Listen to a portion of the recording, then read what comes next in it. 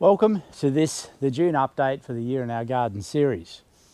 Now, this is going to be the last of the Year in Our Garden series because we started in July, and with June we've now completed the garden cycle. We've of course now passed the shortest day of the year here in Tasmania, and so the whole gardening cycle is going to begin again. This June has not been particularly cool compared to most. We've only had, I think, 2 frosts at the beginning of the month, and they were mild, not exceptionally heavy, didn't really knock a lot of things about. And since then we've had quite regular rain, so it's pretty wet underfoot, and the sunshine that we're getting today, on and off with a bit of cloud, has been fairly rare. We've been getting a lot more rain and cloud over the month, and that of course keeps it a bit warmer, and so things keep growing still okay. Though the flower garden this time of the year does look fairly drab. There's not a lot of colour. Little occasional bright spots like these wallflowers. Hi Samuel. Hi. You come to join? Yep. A few other flowers around, but not a lot of colour this time of the year. So the emphasis is more on now working in preparation for the next year and the coming spring. And it's not that far away. We've actually got the first few daffodils starting to show through and give some colour, which is probably a little bit earlier than normal, but is a reminder that the winters here in Tasmania are very mild and short. Now, what have we been doing over the month, Samuel? I've forgotten again. You've forgotten. Well, thankfully we've got some film, and there's a few jobs that I did.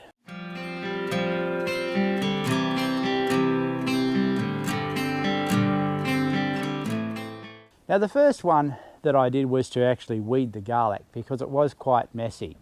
Yeah. And I got through and just weeded the garlic, and then I mulched it with some wood chip mulch. It was an all-in wood chip with the leaves and wood all in together that was partially composted.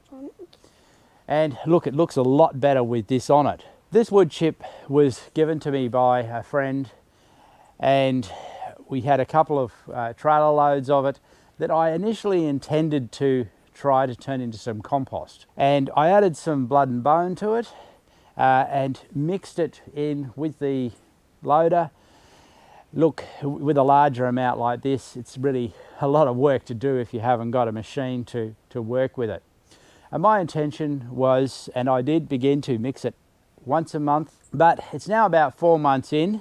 It's partially broken down, and what is happening is both Elizabeth and I are using it as mulch throughout the garden, and it's really nice for this now.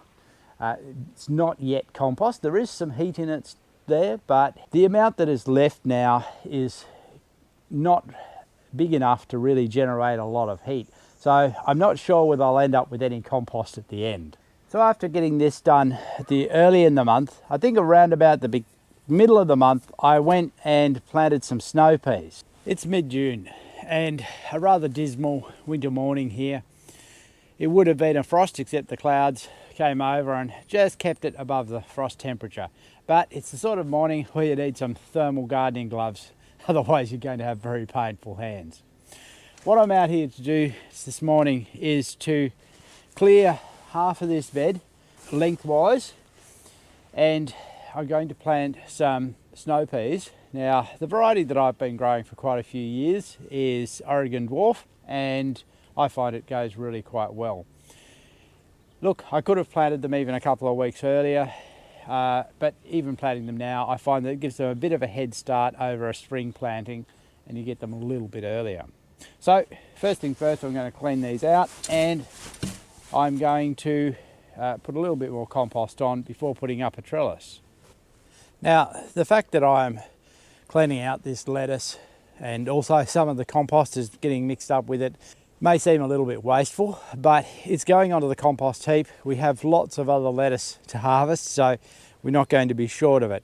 Lettuce seed is so fertile when it falls naturally, and there's so much comes up that it really produces way more than you actually need. Now, I'm adding, as I said, some extra compost on top of it this year. There is quite a bit down there already on the ground, but adding another layer simply helps suppress the weed growth and means that it's going to be a lot tidier as the peas grow.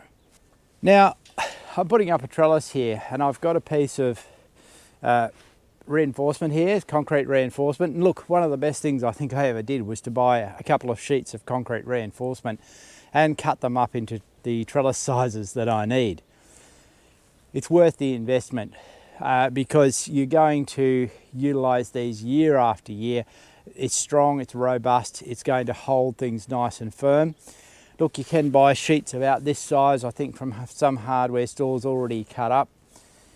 Just get something that's going to match your bed and the height of what you're going to grow. So with the Oregon Dwarf, this is perhaps a little bit short. I will lift it off the ground, just that little bit, and they will grow slightly higher, but not too much. So this is going to be okay for it. If you want to grow something like the climbing beans, as in this other trellis I've got and have used over the summer, you need something much taller because they really do grow tall. And if you're growing some of the other peas also, you would need a taller trellis. So having a few different sizes really doesn't hurt. Now, also in terms of posts, I'm using the steel posts, and I think it's again worth investing in those because you're going to be using them year after year, and you're not going to be sorry that you spent the money on them. Now, I put one in that end, I'm going to put a second one up here, and I will put a third one into the middle to help hold it, because when the winds come through here, we occasionally get some pretty strong winds. You don't want it getting blown over. Now, as I mentioned, I've lifted it just that little bit off the ground, and the main reason for that is if you are sitting your mesh in the ground, it's going to rust a lot faster. So lifting it that little bit means you're going to have a longer life from it. And I always wire it on rather than string because, again, you're getting a much stronger tie. It's not going to come off in the season. I mean, it's going to be here for at least 6 months with these growing on them. We harvest probably from late spring through to, well, midsummer, and they're really good, really useful in the kitchen. A high value crop because they're very expensive to buy snow peas. Now, as they grow, I will run some string along to hold them in place, keep them from being blown off. But I also will do something I'll show you in a minute that helps keep them on the trellis. So now it's time to plant the seed. And one of the key things that I'm going to do here that helps keep the peas on the trellis is to plant them on the side that the predominant winds come from. Now, for us, it's going to come from this side. We mostly get westerly, southwesterlies, and that's this direction. So if I plant the peas down here, the wind is going to push them on and help keep them firm on the trellis. If I planted them the other side, the wind would be forever blowing them off, and I'd have to keep tying them on progressively. So I'm just going to run a little furrow along here.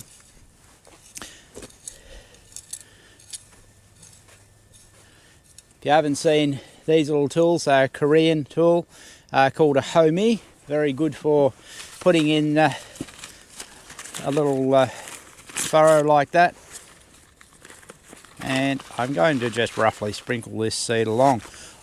This is seed that was also planted last year, so its viability will be lower than a fresh seed. So I'll probably put more in and thin them a bit later.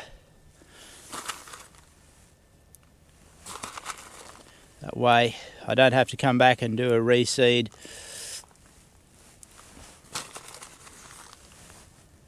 But peas tend to be fairly viable over a longer period, so I've got a good chance of getting good crop up with these.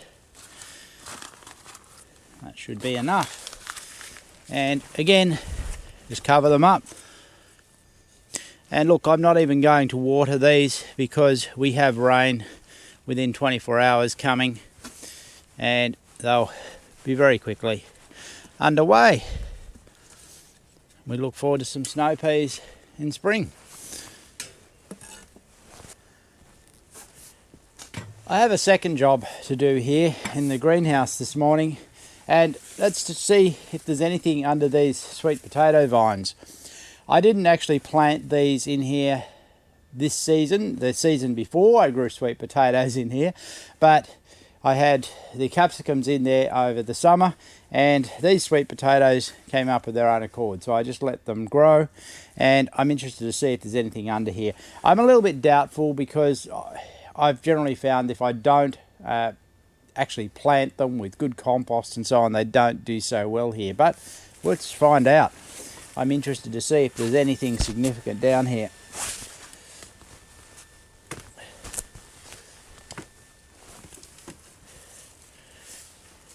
One's only got very thin looking tubers there. Don't think there's much more than that under that one. Some of these are only little secondary roots. No. So this will be the point if there is anything. There's a couple of lots that came up in here, but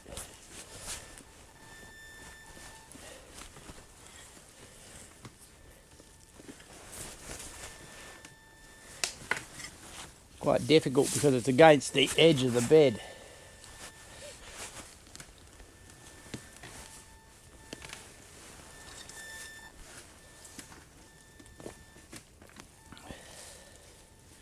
Well, maybe there's something down there. I'll have to dig. It could be quite deep.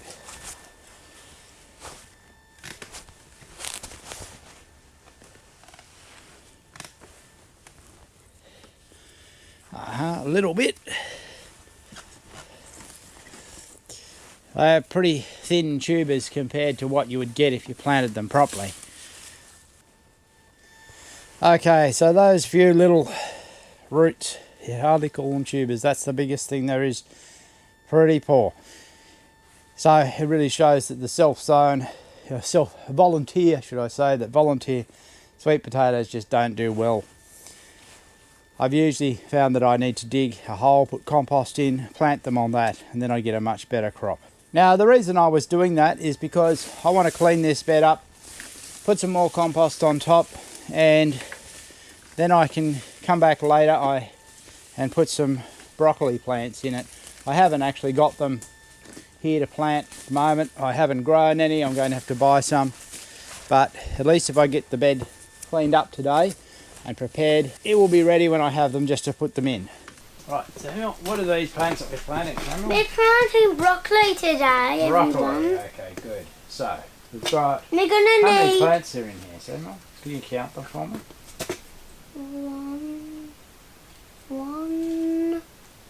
one, That's a bit tricky because it's two together, isn't it? 2, 3, 4, 5, 6, 7, 8. Very So correct. today we got planting 8 broccolis. But these here, Samuel, see how there's two very close Yeah. together. They're too close really to separate. Will disturb the roots so much. So we'll just plant them as But 6. actually we're going to plant them as 6. That's right, yeah. Samuel. That's only how So- much you can see because some are joined. And they grow fairly big. So they need a fair bit of 4 space. plus So 4, 8. we hardly need a shovel, but we can put them with our fingers, these plants. But you can use a shovel over there, Samuel.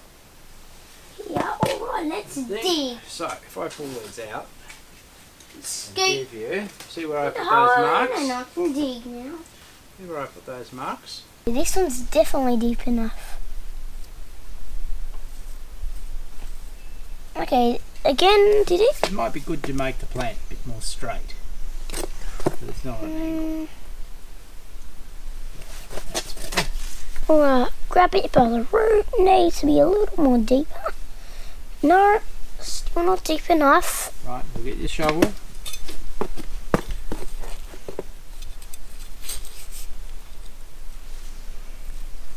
Just deep enough. Yeah, that's good. We'll put this over, is what you do. Yeah. Okay, so what do we need to do next? Water it. Now we got 1, 2, 3, 4, 5, 6. So when you counted them all together, we had 8. But now we're just counting them all normally. And now we actually got 6.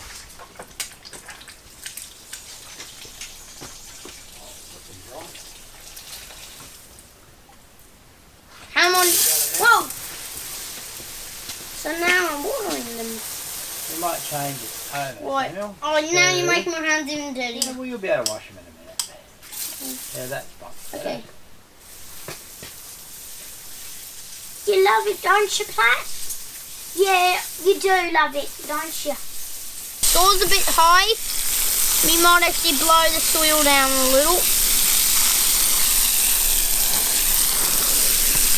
Make sure it's up straight. Well, straight up. And then we do it the same. Both sides of the plant, Samuel. Both sides.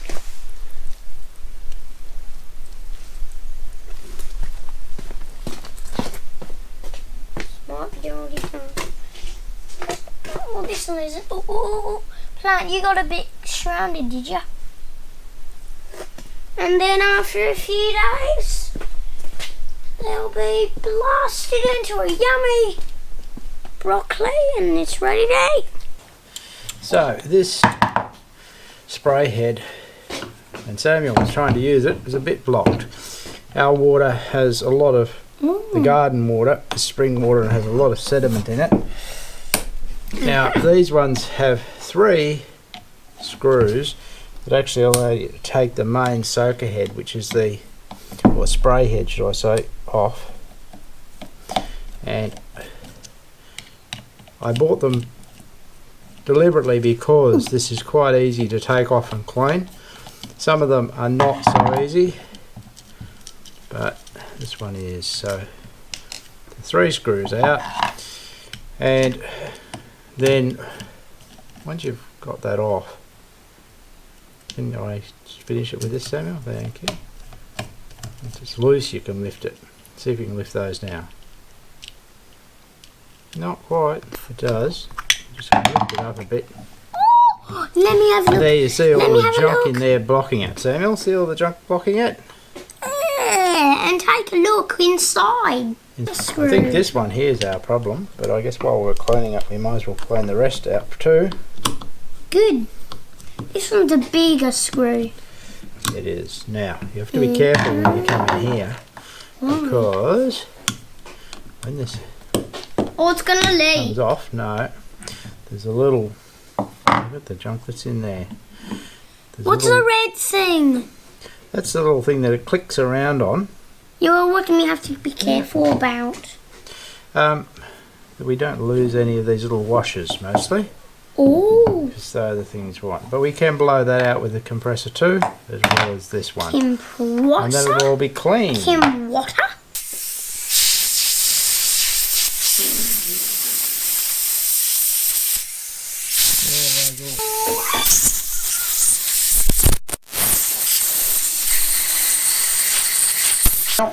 Can you bring the screwdriver or we'll put it back together? But one day, he was needed. I am needed for this one.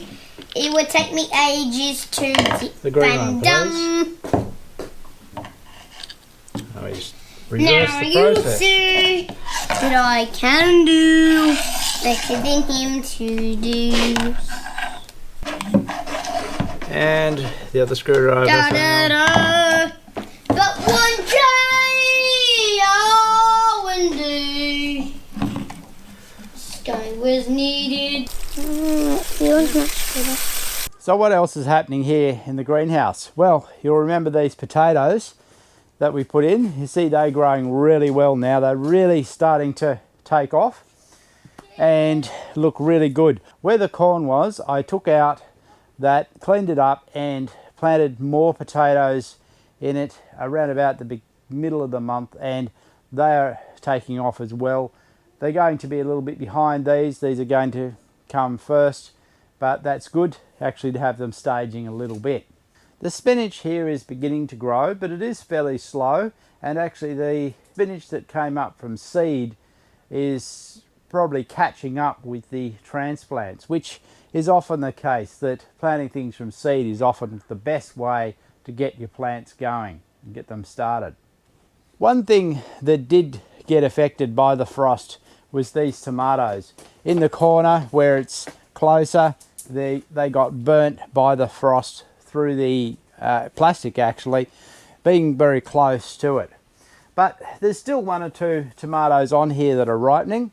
So that's a very small one you got there, Samuel. We'll still get one or two to eat. I don't really see ones that little, do they? No.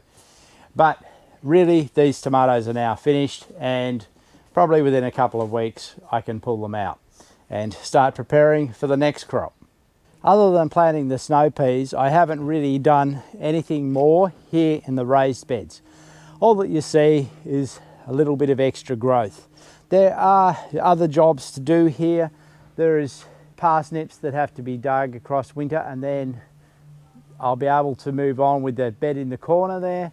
And of course the beans need to be the last collected and the frame pulled down. But all going really well here. So with these brassicas, the broccoli were all picked early in the month. They all came fairly much together. Some went in the crisper, and the next week some went into the freezer, and we're still using those from the freezer. Now, of course, while the main first crop of heads have been picked, I'm not going to pull them out because shortly they will come with a secondary crop, and you can often get a third as well from them. So there'll be smaller heads coming, and they'll stay in and we'll get more. With the cauliflowers, they were a small headed variety, and we've used most of them already. They have been coming quite quickly. There's still a small number there, but they probably need to be picked today. We've been eating them mostly, some in the crisper still. I also did make some sweet cauliflower pickle as well during the month. It's used a couple of heads, but really nice to enjoy them. With the collies, once they're done, you do have leaves if you want to keep them for some leaves. Otherwise, they can come out. They can go to the hens or the compost, whatever you want. The cabbages, we've only used one. They are beginning to firm up in their hearts now, and we're going to really be eating cabbage and enjoying those now over the next 2 months across winter, so that's great. What's next to be done? Well, there are a lot of jobs that we're going to proceed to in the next month to 2 months across winter. A lot of those are things that you would see if you watched the July and August updates from the Year in Our Garden series. A major job that has to be done is the pruning. I have already started doing some pruning. So far, though, it's only been the peaches that I've pruned. The apples are all there still waiting for me to work on. Elizabeth also has been busy pruning the clematis and the roses. Now, I notice as you've been pruning that you've been taking some of the cuttings to propagate. Which ones have you been propagating? Oh, I have a lavender in here. That is a lot of lavenders that I've put in there. That's flowers all year round. We don't actually know what that's called. We were given a variety that I have had for several years, but I don't know. It's something you can't just go in the shop and get. I have separated a purple sage. So that's what I've got, some of those. And I put this plastic over the top to warm it through winter. It seems to be working quite well. Over here I have some clematises. The first time I have tried doing this, I have taken little cuttings where the little shoots are, and they've been in there for several weeks and they're doing really, really well. And this, just to warm it a little bit, seems to help it grow a lot faster. And I was given a variety of lupins, don't know what colour it'll be. it was a seed, and so I'm growing lupins from seed in there. They're growing really well. It was a very fast growth, and I put them in here with soil around it as an experiment to see if that works as well, and some more of the purple sage. I have got 2 different purple clematises in here that they're also little cuttings to see if they will grow. They are doing really well. I have a Mallow Lavantaria. I've only just did that yesterday, and they will grow really easily. I've got the dark pink, and as they grow and actually root, I will separate them. And then under here I have a red sage and a daisy and lavender and a few other little plants. And I've noticed that putting these things on over winter rather than just in the grow house makes it much warmer. Under here I have another of the pink mallow Lavantaria, a couple of those, and they're always easy to grow. I have some delphiniums that I dug up to the root. It got roots in there. And this one here I only just did. That one is a variety of a wallflower. That's it's the 2 colour, pink and orange. I also did some pruning of the roses because it's that time of year, and while I'm at it, see if I can get some roses to grow. So this one is called Hot Chocolate, and well, I'll give it a go. I haven't had much success in the past. So some I've done a few sticks, some are in hormone gel, and I did another container with honey to see, because I hear that can work as well. So all those things that she's got growing look promising for the next year. Hopefully some new plants. I'm standing here because the berry house behind me is a major job that I'm going to have to tackle in the next month. My hanging strawberry beds need to be completely revamped. I haven't done this for around about 3 years. I need to pull the berries out. I need to pull out all the soil. I also need to do some structural work here. So that might be another film next month when I actually get that done. I hope you've enjoyed watching the Year in Our Garden series, and we'll be back with other films throughout the year. I hope you enjoyed the film. Have a nice day watching it.